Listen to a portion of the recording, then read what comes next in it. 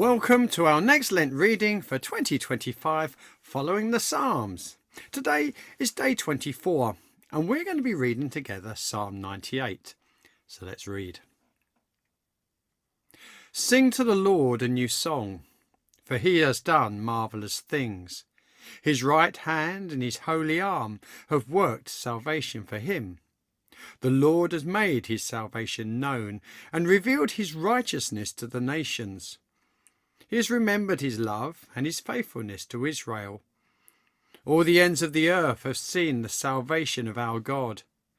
Shout for joy to the Lord, all the earth. Burst into jubilant song with music. Make music to the Lord with the harp and the sound of singing, with trumpets and the blast of the ram's horn. Shout for joy before the Lord, the King. Let the sea resound and everything in it, the world and all who live in it. Let the rivers clap their hands. Let the mountains sing together for joy. Let them sing before the Lord, for he comes to judge the earth. He will judge the world in righteousness and the peoples with equity. The likely occasion for this psalm is the celebration of a great military victory. Though it would have been written at some point during the reign of the kings of Israel, it could almost as easily have been written at the time of Paul and the early church.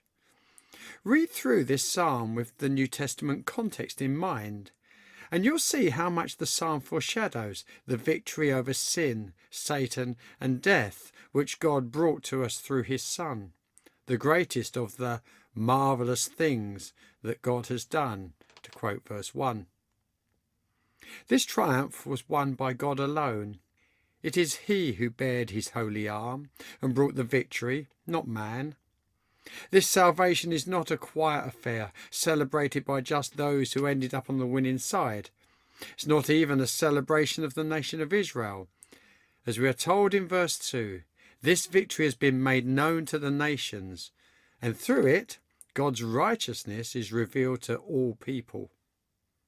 It anticipates the very public nature of the cross, a sacrifice for all to see, and how the subsequent news of the empty tomb and resurrection of Jesus spread out through Jerusalem, Judea, Samaria, and beyond, so that God's righteousness has been revealed to the ends of the earth. The one verse that might fix the context of this psalm to the Old Testament is verse 3. He has remembered his love and his faithfulness to Israel. But even this goes on to say, all the ends of the earth have seen the salvation of our God. This takes us to the promise made to Abraham in Genesis 22:18. There we'll find the well-known story of Abraham being asked by God to sacrifice his son Isaac on Mount Moriah. After a 3-day journey, they climbed the mountain, with Abraham carrying the knife and the fire for the burnt offering, and Isaac carrying the wood on his back. But at the last moment, as Abraham is ready to plunge the knife, a voice shouts, "Stop!"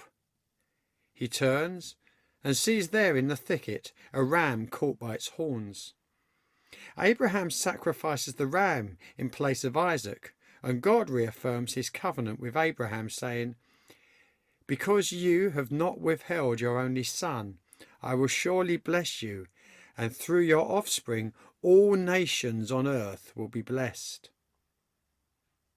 That took place on Mount Moriah.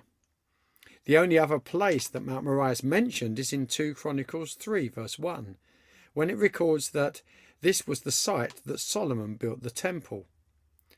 Though some may think the Bible as being 2 separate testaments, there's really only one salvation story running right through from Genesis to Revelation. The place where Abraham offered Isaac is the place where one day another much-loved son would ascend a hill carrying wood on his back to sacrifice. Only now Moriah's renamed Calvary. And this time there's no voice from heaven shouting, "Stop," just a voice from the cross shouting, "It is finished." And a mighty victory was won for all nations. As this psalm says, to God be the glory for great things he has done. Until next time, have a blessed day.